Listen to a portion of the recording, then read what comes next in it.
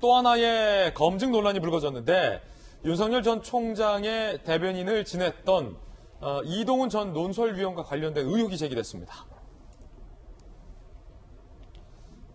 윤 전 대변인 이동훈 골프채 수수 의혹 논란인데 아직은 논란입니다. 입건 상태고요. 단정할 수는 없습니다.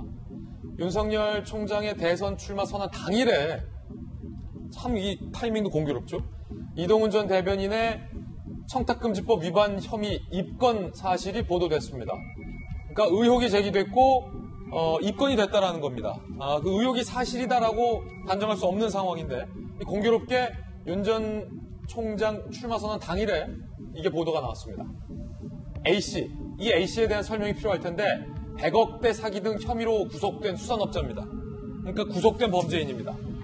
현직 부장검사 금품수소 의혹 수사 중에 이 같은 진술을 했다라는 겁니다. 이동훈 전 위원에게 수백만 원 상당의 골프채를 주었다. 그리고 TV조선의 앵커 B씨에게 접대를 했다. 중고차를 건넸다. 라는 진술도 수사당국이 확보를 했다는 겁니다. 그리고 검찰 관계자, 경찰 관계자에게도 로비를 했다라는 설명도 나왔습니다.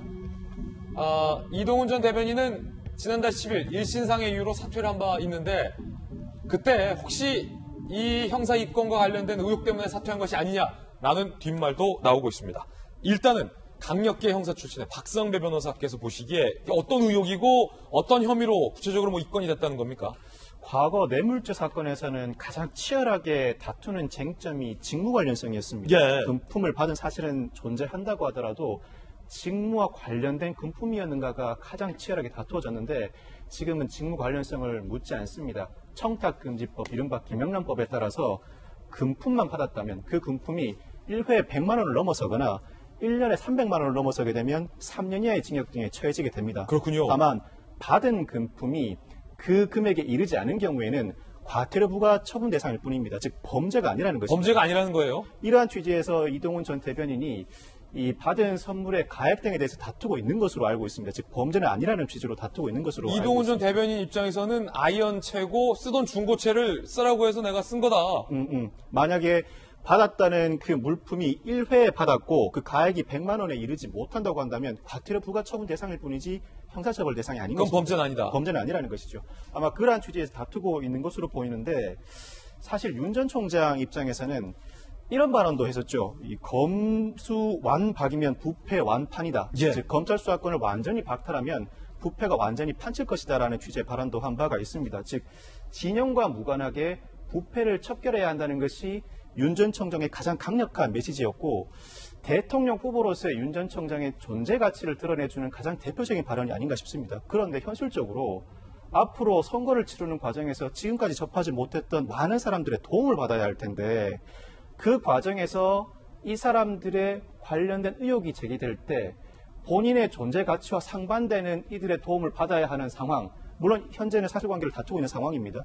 딜레마에 빠질 수밖에 없는 상황으로 보입니다. 그렇군요. 앞으로도 상당 기간 대선 가도를 달려나가야 하는 윤 전 총장 입장에서 이 문제를 어떻게 해결해 나가야 할지 고민이 깊은 대목이 아닐 수 없을 것 같습니다. 그러면은 강력계 형사님 출신이시니까 또 법을 잘 하시는 변호사님이시니까 만약에 이 수산업자의 주장대로 수백만 원 상당의 골프채를 건넸다는 게 사실이라면 그것은 범죄가 성립하는 거고 그렇죠. 네. 이동훈 전 논설위원이 주장하는 것처럼 쓰던 골프채, 아이언채 주고 그게 100만 원 밑이라면 이건 범죄가 아니다라는 얘기죠. 과태료 부과 처분에 불구하고 김영란법이 선물은 5만 원까지는 지급해도 무방하다고 규정하고 예. 있습니다. 즉 5만 원까지는 아예 문제가 되지 않고 그를 넘어서서 100만 원 이하라면 과태료 부과 처분 대상이지 범죄는 아니라는 겁니다. 형사하셨으니까 그럼 이건 어떻게 가려냅니까? 어떻게 수사할 수 있습니까? 일단은 받았다는 물품 자체가 무엇인지 특정하는 것이 가장 중요합니다. 물품을 확보하고 네, 물품 자체를 특정하는 것이 가장 중요하고 만약 중고차라고 한다면 받은 당시의 가액을 시가 감정하는 방식이 따로 마련되어 있습니다. 아 그래요? 그런데 아마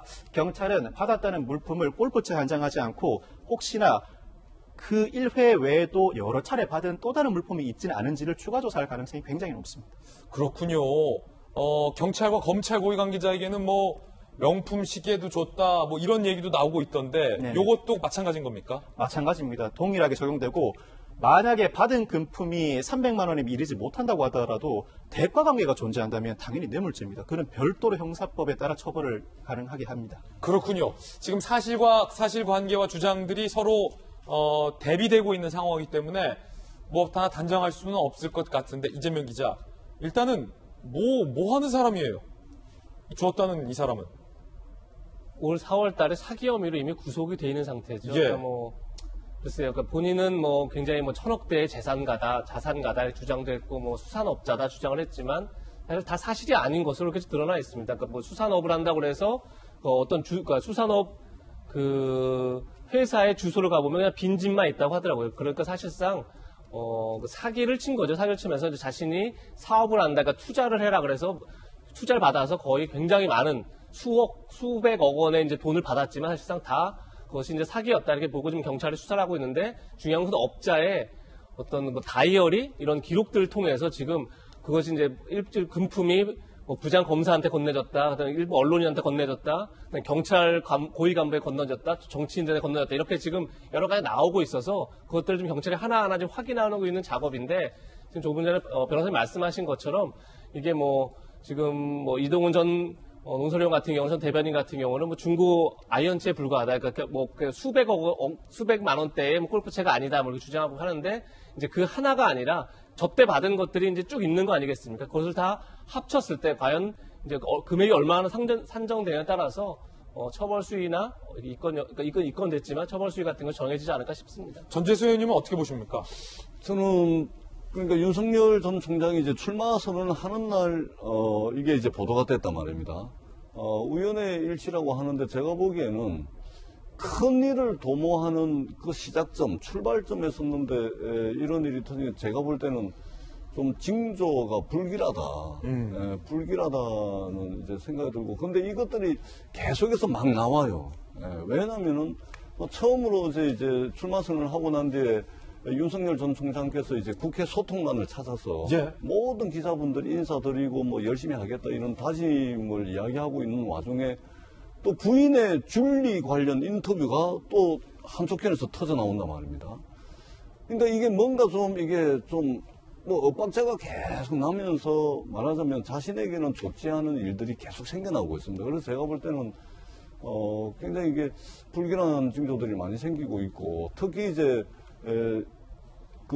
이동훈 전 대변인 같은 경우는 첫 번째 인사거든요. 예. 네, 첫 번째 인사인데, 예를 들면 추천을 누군가 했을 겁니다. 그러면 추천해준 분도 윤석열 전 총장과 인연 있는 분일 테고, 그리고 추천된 분도 큰 틀에서 보면 이렇게 저렇게 인적으로 다 연결이 되어 있는 분인데, 그러면 추천하고 추천받는 그 생태계 자체가 상당히 좀 이런저런 것들로 굉장히 많이 좀 오염돼 있을 가능성이 많다. 그러면 추후에라도 추천되고 추천받는 분들도 그런 이제 생태계에서 그렇게 이제 작동될 가능성이 있기 때문에 윤석열 전 총장이 이제 캠프도 꾸려야 되고 참모진도 꾸려야 되는데, 기존에 자기가 가지고 있던 인력풀 이것만 가지고는 이런 불상사가 계속해서 생길 가능성이 있다. 그래서 윤석열 전 총장이 이제 해명해야 될 것도 많고, 풀어야 될 의혹도 많고, 대응해야 될 것도 많고, 또 이 미래에 대한 이야기도 해야 되고, 여러 가지 것들로 좀 이제 복잡한 상황에 처해 있는 것 같고, 어디서부터 어떻게 이제 하나씩 매듭을 지어 나가는지가 굉장히 중요한 시점에 이제 섰다. 이렇게 보여집니다. 예, 이동훈 전 대변인 이 입건 의혹과 관련돼서 윤 전 총장은 과연 알았을까요? 이야기 들어보시죠. 이동훈 대변인이 금품 수수 사건에 연루되어 있는 것 때문이 아니냐는 보도들, 금품 수수를 했다는 보도는 나오고 있는데, 그것에 대해서 알고 있습니다. 본인의 그 신상에 관한 개인 문제이기 때문에 저희로서는 거기에 대해서 특별히 드릴 말씀이 없습니다. 네. 본인의 그 신상 문제라서 자기가 개인적인 이유로 좀 그만두고 싶다고 해서 서로 간에 양해를 했습니다. 박 전 대변인. 저는 이게 이제 사물이라는 게 이게 하나의 사물이라도 이쪽으로 볼 수 있고 저쪽으로도 볼 수 있잖아요. 지금 전재수 의원님께서는 이게 불길한 징조다라고 말씀을 하시는데, 저는 다른 측면이 좀 보이더라고요. 이미 이 지금 수산업자라는 사기 혐의로 지금 구속되어 있는 사람이 지난 4월에 구속됐었고, 이 이전에도 한번 그 사기 혐의 비슷한 걸로 구속이 됐다가 네. 사면을 받았다고 해요. 그렇군요. 그러니까 2017년 말인가 3년을 이미 인전 혐의들이 많은데 그동안 쭉 4월부터 구속된 상태에서 경찰 조사를 계속 받는 와중에 왜 이게 지금 나왔을까라는 생각이 우선 들더라고요. 왜 이게 딱 출마하는 날 이 시점에 나왔을까? 그러니까 처음에 이 사건이 불거진 거는 경찰이 이례적으로 부장검사의 사무실을 압수수색했다라는 데서 시작이 됐어요. 거기서 시작이 됐다가 그 후에 이제 이동훈 전 논설위원 얘기도 나오고 뭐 이렇게 됐는데 그렇다면 지금 현재 있는 정부의 사정기관에서 볼 때, 경찰 입장에서 볼 때, 혹은 뭐 청와대 민정 쪽에서 볼 때 검찰 개혁에 대한 좋은 소재이기도 하죠. 뭐 보수 언론에 대한 거에 대한 것도 좋은 소재가 되죠. 지금 야권의 1위 주자인 윤석열 전 총장에 대한 소재도 되죠. 전 여러 가지로 굉장히 좋은 소재라고 보여져요. 그래서 이게 4월부터 구속되어서 쭉 오다가 왜 이 시점에 저게 딱 나왔나라는 측면. 그래서 이게 어쩌면 오히려 그냥 우연히 돌아가다가 보다는 갖고 있었던 정보 내지는 첩보 수사 내용들이 딱 요때 세상 속으로 딱 나오지 않았나 싶은 생각이 저는 그런 측면이 보이더라고요. 자, 그거 이거는 하나. 좀 다소 좀 위험할 수 있는 발언이시기 때문에 이거는 박정하 전 대변인의 개인적인 어떤 생각과 추측이다라는 말씀. 앞서서 전재수 의원님의 징조가 불길하다는 것도 개인적인 판단이라는 것. 분명히 말씀드립니다. 두 분 다. 그거에다가 이제 이동훈 전 논설위원, 이동훈 전 대변인과 관련해서 가끔 제가 전 이동훈 논설위원이 현직에 있을 때 이렇게 쓰는 글을 봤거든요.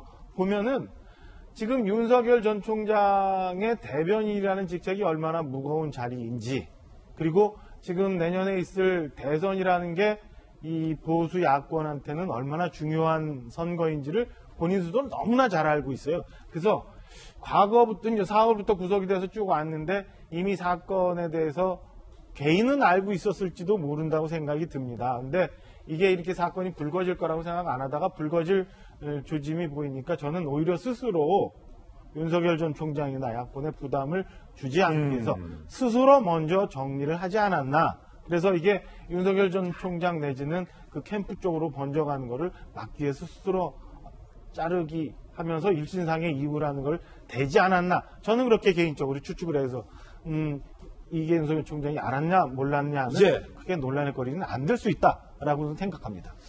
예, 박 대변인 말씀도 뭐 전혀 가능성이 없는 건 아닙니다. 예, 그럴 수도 있습니다. 특히 이제 우리 국민들께서는 이전에 이제 독재 정권 시대, 권위주의 정권 시대를 거쳐오면서 정치 공작 정치의 트라우마를 가지고 있습니다. 예. 그런 측면에서 보면은 까마귀 날자 배 떨어진다 이렇게 하면은 혹시 저거 기획되고 기획 뭐 이렇게 된 거 아닌가? 기획 공작. 그럴 수 있습니다. 그럴 수 있는데 근데 문재인 정부는 저는 능력이 좀 있었으면 좋겠습니다. 저는 능력이 없다. 뭐 기획할 능력이 없다는 말씀이세요? 전혀 없다라는 말씀을 드리고요. 알겠습니다. 네, 저 정도 능력이 있었으면 문재인 정부의 최고 감사기구의 수장인 최재형 감사원장이 저렇게 하고서 그만두고 훅 나가버리거나 문재인 정부의 검찰총장이 말하자면 이게 민주당을 그냥 초토화시켜놓고 나가거나 이런 일이 생기지가 않죠. 그런 능력이 없기 때문에 거의 또 그러네요. 그런 능력이 없기 때문에 지금 이게 이 난리가 나고 민주당이 지난 재보궐선거 때 완전히 그냥 막 그로기 상태로 국민들의 이 매서운 해초리를 맞았지 않습니까? 그럴 능력도 없고요. 그 다음에 이런 것은 있었어도 안 되고 벌어질 수도 없다. 특히 문재인 정부에서는 상상할 수 없는 일이다. 알겠습니다. 이 말씀을 꼭 드리도록 하겠습니다.